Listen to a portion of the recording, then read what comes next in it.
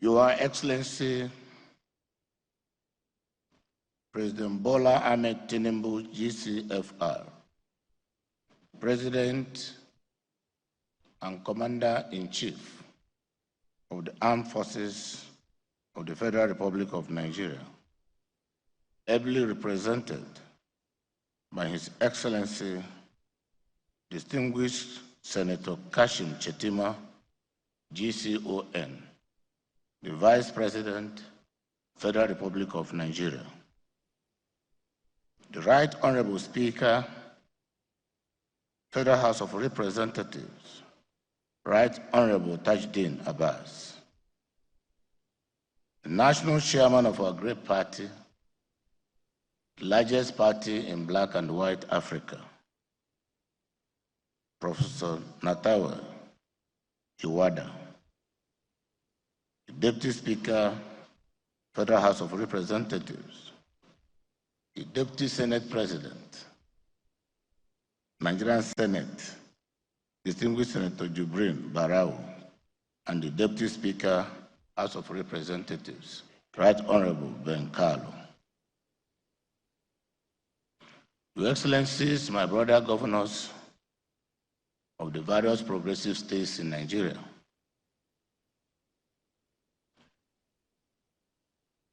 distinguished senators, members of the House of Representatives, honorable ministers, and members of the Federal Executive Council, the National Working Committee of our great party, leaders of our great party in attendance this afternoon, leaders and coordinators of Renewed Hope ambassadors at the zonal and state levels, women leaders, youth leaders, distinguished invited guests, members of the media, ladies and gentlemen. It is my profound honor to welcome you to this strategic summit. We are here to trigger a process that will reinvent our identity, unify our structures, and bring us into an indestructible, strong, and united family, driven by one unassailable vision and focus. Let me first express my deepest appreciation to President Bola Ahmed Tinubu, GCFR, for his confidence in the ability of the progressive governors to drive this process. I am personally grateful to you, sir, for also finding me worthy to head the Renewed Hope ambassadors as an instrument for grassroots mobilization towards an all-round victory for our great party, the All Progressive Congress, in the coming elections in the 2027. Thank you, Mr. President.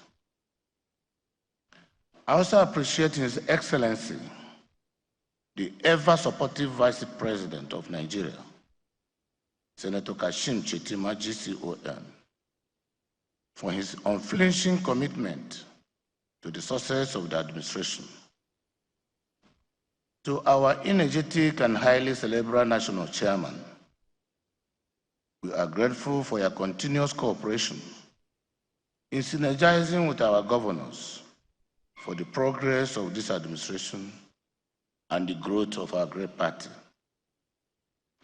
Let me also appreciate the presence of my brother governors who have given me their unqualified support since they chose me to be their chairman. I must say that I've enjoyed your cooperation immensely, and I do not take it for granted. I equally extend my warm welcome to the leadership and members of the National Assembly, the Federal Executive Council, and all dignitaries who are present here today.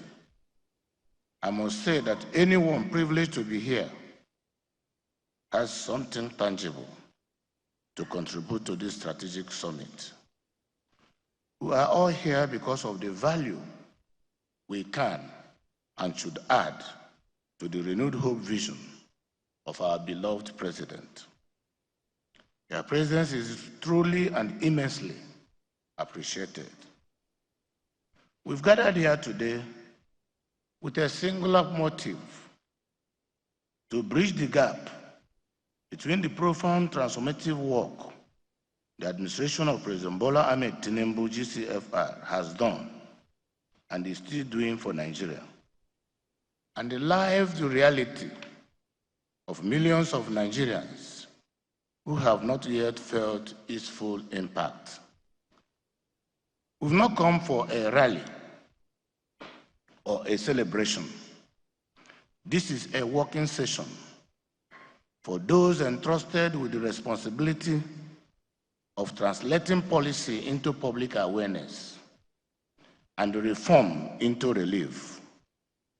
Your Excellency, Mr. President, permit me to express on behalf of the Progressive Governors Forum and the Renewed Hope Ambassadors structure nationwide our profound appreciation for your presence and leadership.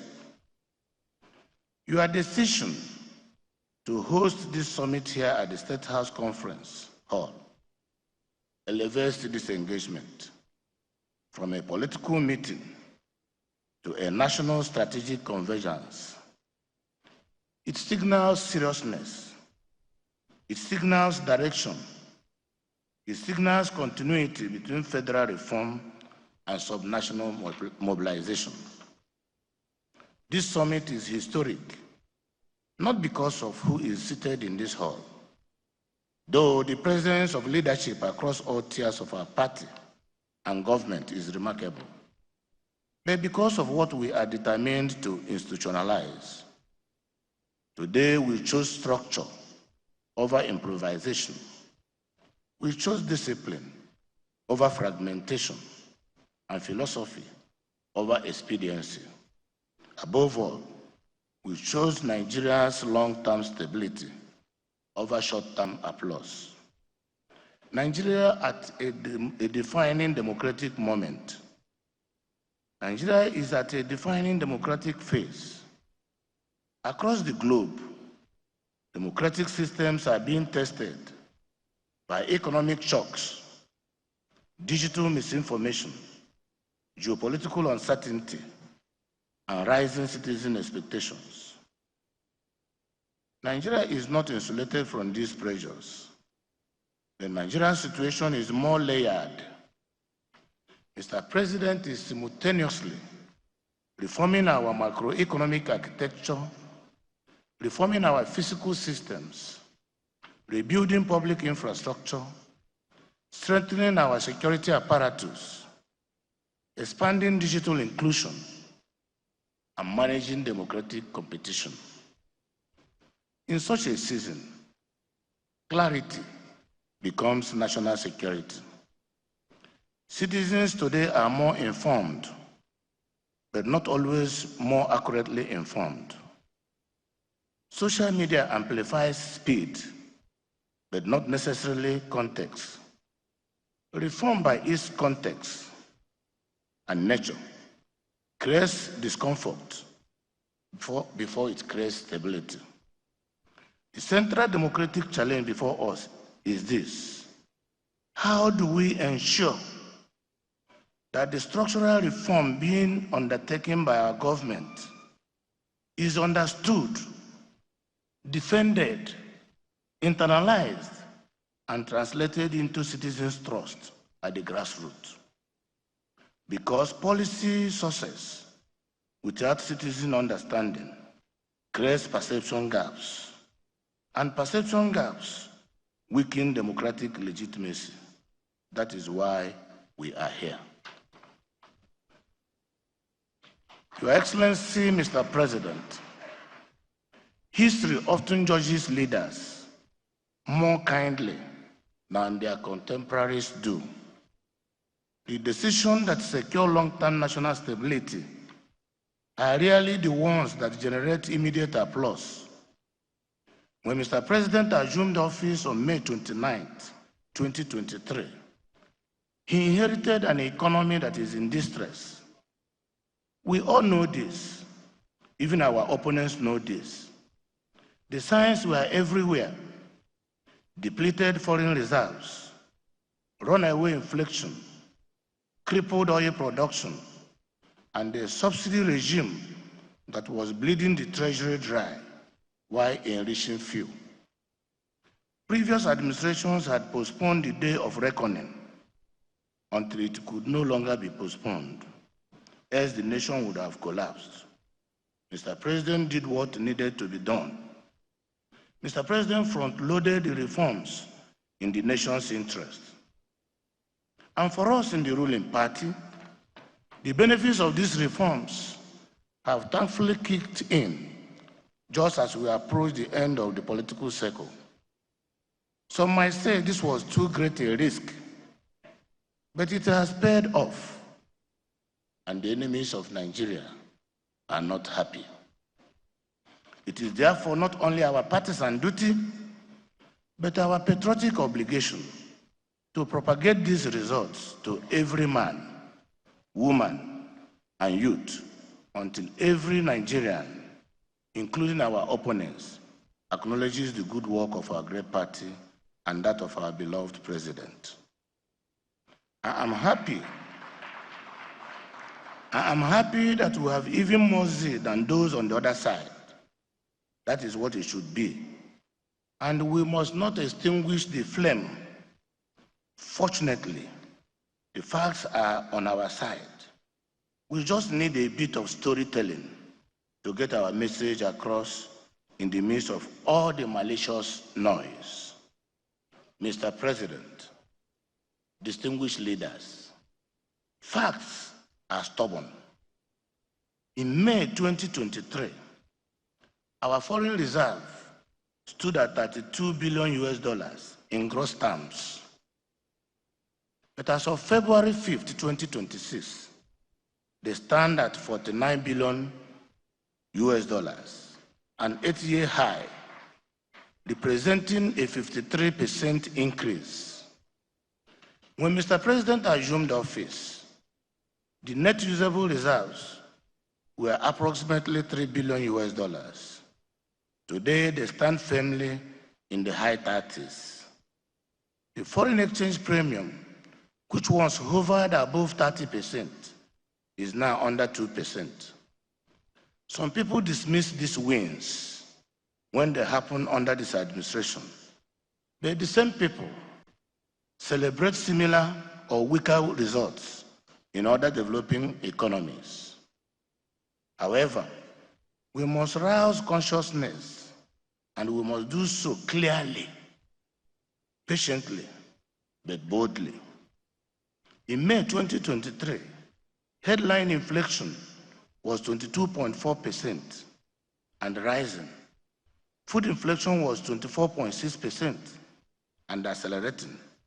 By December 2025, after thorough review, headline inflation had declined to 15.15%. Food inflation, which peaked at nearly 40%, now stands at 10.84% and is poised to drop even further. Take a trip to the market and see for yourself. From rice to garri, to beans, yams, potatoes, pepper, and tomatoes, prices keep falling. These are real outcomes, not projections. And it is only us seated here that will tell the story.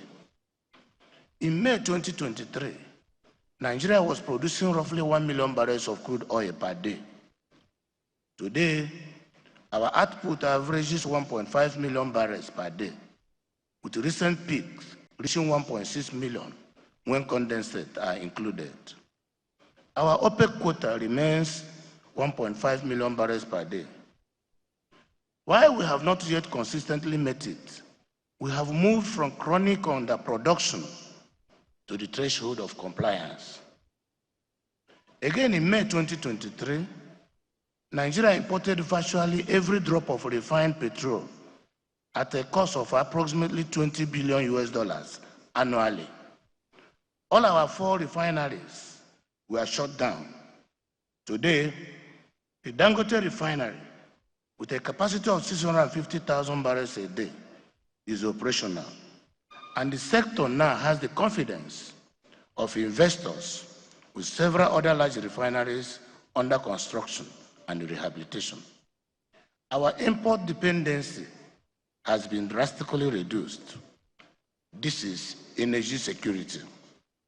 We can all attest to the recent gains of the Naira, and analysts have predicted that Naira will rise to under 1,000 Naira to a US dollar before the end of the year. This is the power of Mr. President's reform. Courage and vision have paid off. In May 2023, the national minimum wage was 30,000 Naira. Today, it is 70,000 Naira. I want to use this opportunity to thank the leadership of Nigerian Labour Congress for gracing this occasion and for their support to this administration since 2023. In May 2023, power generation averaged 4,200 megawatts. By March 2025, we recorded a peak of 5,801 megawatts. And we now sustain an average between 5,300 and 5,700 megawatts. In 2023, the Federal Account Allocation Committee distributed 10.14 trillion Naira to all tiers of government. This year, the projected allocation is approximately 41 trillion Naira. That is a 4-fold increase in resources available to federal government, to state government, and to local governments. Before this administration, states were not permitted to regulate their own electricity markets. Today, several states, including my own state, Imo, have taken advantage of the Electricity Act to build their own power infrastructure. This is the federalism we have always talked about. This administration has made it real. Diaspora remittances, which hovered around $200 million per month in 2023, now averaged $600 million per month. That is a 200% increase. But perhaps the most far-reaching reform is the tax revolution. In June 2025, President Bola Ahmed Tinubu signed 4 tax reform acts into law, consolidating over 60 disparate taxes into fewer than 10 clear statutes. These reforms took effect on January 1st, 2026, and they represent the most comprehensive fiscal overhaul Nigeria has seen since 1999. What does this mean for an ordinary Nigerian? Every worker earning 800,000 or less annually now pays 0 income tax. If you earn 70,000 minimum wage, you keep every kobo, no taxation. Small businesses with turnover below 50 million naira are exempt from company income tax, capital tax, gain tax, and the development levy. Companies that hire new workers receive a 50% tax deduction on those salaries for 3 years. Companies that raise wages for their lowest paid employees receive also a further 50% deduction. This administration is using the tax code to reward job creation, not penalize it. Agricultural enterprises enjoy a 5-year corporate tax holiday from the commencement of operations. VAT remains at 7.5%, one of the lowest rates in Africa, with a basic food, education, healthcare, and transport zero-rated to protect the poorest households. For the first time, Nigeria has a unified, modern, digitally administered tax system that protects the vulnerable, incentivizes enterprise, and aligns with global standards. And then there is NEFund. Before this administration, Nigeria had no functional student loan scheme. As of February 2026, the Nigerian Education Loan Fund has disbursed approximately 184 billion naira in interest-free loans to nearly 1 million students across 265 public tertiary institutions. Over 1.5 million students have applied. This is social investment at scale, and it did not exist 30 months ago. Your Excellencies, Mr. President, have chosen sustainability over sentiment. Beyond microeconomics, his administration has accelerated infrastructural delivery. Major highway corridors are under construction and rehabilitation across all the 6 geopolitical zones. Rail modernization projects are also being consolidated. Power sector reform efforts are being intensified equally. Port process digitization has improved trade facilitation timelines. On social protection, targeted cash transfer systems have been restructured to improve reach and transparency. In security, investment in intelligence coordination and multi-agency collaboration continues to strengthen national response capability. These are reforms, not cosmetic. They are foundational. They require courage, and courage in governance is the rarest currency in democracy. Why this summit is necessary? Distinguished leaders, these are facts. These are the outcomes. Yet, these gains, a gap persists. There is a disconnect between the macro-level outcomes I've just outlined and the grassroots reality that millions of Nigerians express daily. Cynicism remains because the communication of reform outcomes has not matched the pace of the reforms themselves. The opposition has exploited this gap with relentless propaganda. The problem is not policy failure. The problem is communication failure, and that failure is on us. We have identified 4 critical gaps. Number 1 gap, communication fragmentation. Different voices, different emphasis, sometimes different interpretations across states and platforms. In a digital age, fragmentation is magnified. Number 2, weak institutionalized grassroots templates. Mobilization in some places has been personality-driven rather than system-driven. We need replicable models, ward engagements, listening sessions, and sector dialogues. Inconsistent membership growth. Inconsistent membership expansion strategy. Our membership growth must be measurable and intentional, not assumed. A modern political party must know its strength in terms of numbers, demographics, and its growth trajectory. Number 4, role ambiguity between party structure and mobilization platforms. Where roles are unclear, duplication emerges. Where duplication emerges, discipline weakens. This summit exists to close these gaps through architecture, not rhetorics. What must happen today? This gathering must produce outcomes, clear outcomes, not impressions. At the end of today, 5 negotiable expectations must be met. Number 1, ideological consolidation. Every state must reaffirm the APC manifesto as the guiding compass of governance and mobilization. We must be clear about what we believe A party that loses ideological clarity becomes vulnerable to internal contradictions. Number two, the adoption of a unified messaging guide. There must be standardized core talking points, reform explanations, data references, and response lines to misinformation. This does not eliminate state uniqueness. It ensures coherence.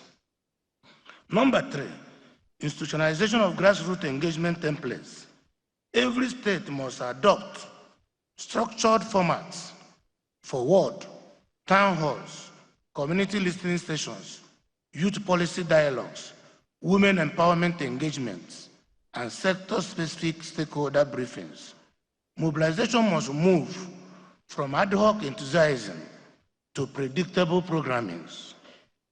Number four, an accelerated membership drive. We must move from aspiration to targets. Each state should define membership growth benchmarks, track youth recruitment numbers, track women participation ratios, and establish quarterly growth reporting. Modern politics is data-driven.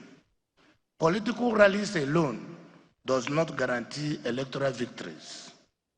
Number five, adoption of a monitoring and reporting cadence. If we do not measure, we do not improve. If we do not track, we do not correct. This summit must produce a structured implementation calendar, the three-pillar architecture. This is precisely why we are here. The Renewed Hope ambassadors exist to bridge the gap. We are the grassroots interface between government performance and citizen awareness. We are the ones who must take these numbers, these outcomes, these reforms, and translate them into stories that resonate in every ward, in every market, and every town hall. But you cannot do this alone. During the breakout sessions, you will be given a work plan and a modus operandi proposing a unified communication architecture built on three pillars, operating as one family. Pillar one, the Renewed Hope ambassadors at the zonal, state and local government, ward and polling unit levels. Pillar two, government information machinery, led by the Federal Ministry of Information, state commissioners of information, and supported by media units in every ministry at the state level. Pillar three, party structure, led by APC state chairmen, secretaries, women and youth leaders, ward and polling unit executives. To this end, the Progressive Governors Forum, working with the leadership of our great party, will develop a unified communication template to ensure synergy across all three pillars.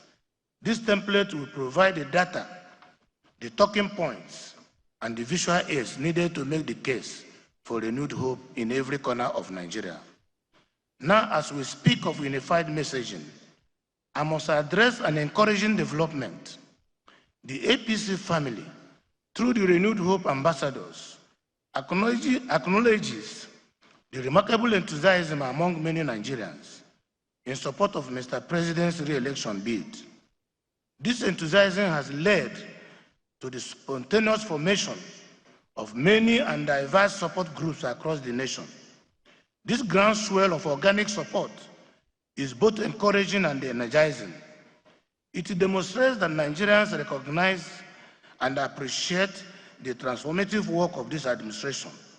However, in achieving unity of messaging, it is essential that the Secretariat screens and approves these groups to ensure that message harmony is achieved and maintained. We must avoid a situation where different structures are singing from different hymn sheets and potentially contradicting one another. Coordination does not stifle enthusiasm. It amplifies effectiveness. Therefore, all support groups must align with the three-pillar architecture I have just outlined. Clear assignment for every structure.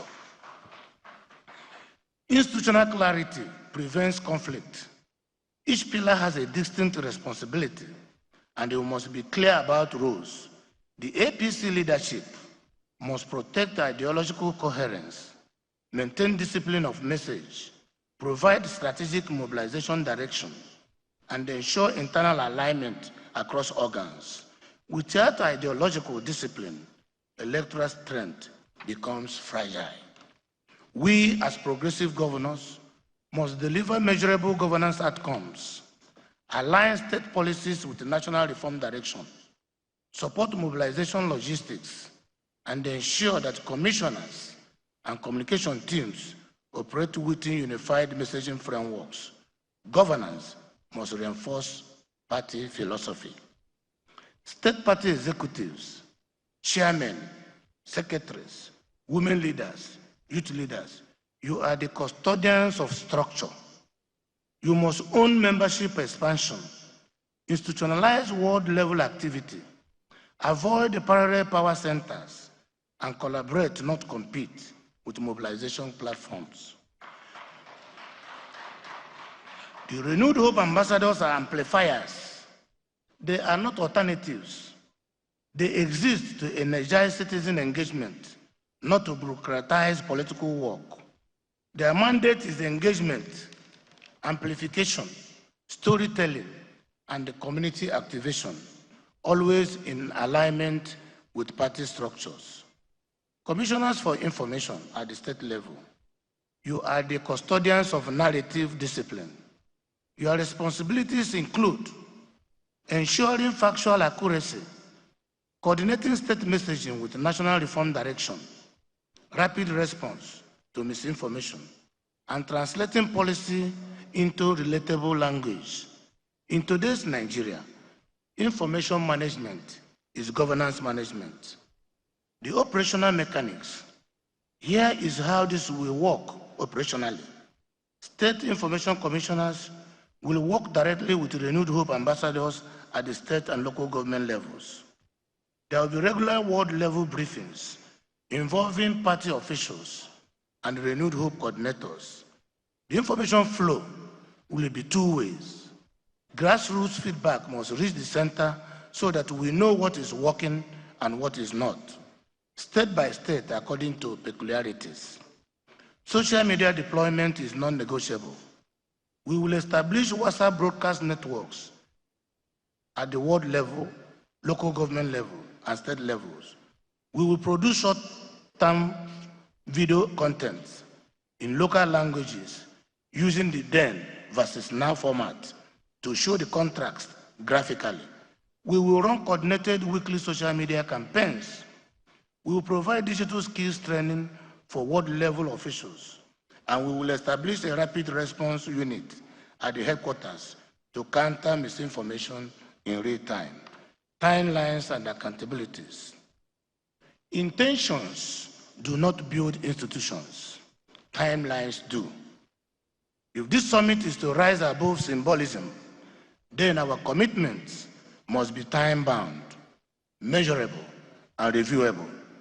Within 14 days from today, we will circulate the unified messaging guide to all the states, disseminate the summit communiqué, and activate a central coordination desk within the Secretariat. Within 30 days from today, state-level alignment meetings will be convened by each state. Integration sessions between party executives, commissioners for information, and renewed hope ambassadors coordinators will take place, and state mobilization dashboards will be established. Within 60 days from today, we will roll out world-level engagement templates across states, launch harmonized membership drive campaigns with measurable targets, and activate digital engagement systems for youth and women mobilization. Quarterly thereafter, there will be structured reporting to the Secretariat, performance review of mobilization growth metrics, communication coherence assessment and adjustment, and recalibration where necessary. We must create redeem. Institutional redeem sustains momentum beyond headlines. Concrete deliverables. This summit will not end with applause alone. It will end with the instruments, the concrete deliverables as follows. First, a formal communique capturing unified commitments, role clarity, institutional direction, and strategic alignment. Second, a unified messaging guide containing core national reform explanations, state adaptation templates, talking points, the do's and don'ts, and a rapid response structure. Third, a grassroots mobilization framework, including ward engagement templates, listening session models, youth town hall formats, women mobilization structure, and feedback loop mechanisms. Fourth, membership drive. Activation brief detailing state-level targets, demographic focus, reporting frequency, and growth benchmarks. Fifth, an implementation coordination note specifying 30-day actions, 60-day milestones, quarterly review mechanisms, and secretariat oversight structure. I am confident that these targets are realistic and achievable. Youth and women. No nation survives the future without generational inclusion. Nigeria's demographic reality is clear. Over 60% of our population is under the age of 35. Women remain the most consistent voters and the most reliable community mobilizers. Yet, inclusion of women must go beyond attendance. It must become architecture. Under this summit framework, youth mobilization must integrate digital platforms, innovation hubs, policy debates, and entrepreneurship support. Women mobilization must integrate economic empowerment dialogues, leadership pipelines, and community advocacy rules. Data must track participation rates. Leadership development must be intentional. We must not merely invite young people and women to political meetings. We must design pathways for them within the party structure. If the renewed hope agenda is to be sustainable, it must be intergenerational. If mobilization is to be durable, it must be inclusive. Media architecture and narrative discipline.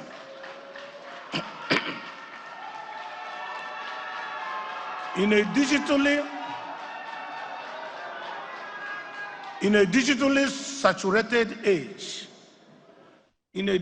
saturated age, silence creates distortion.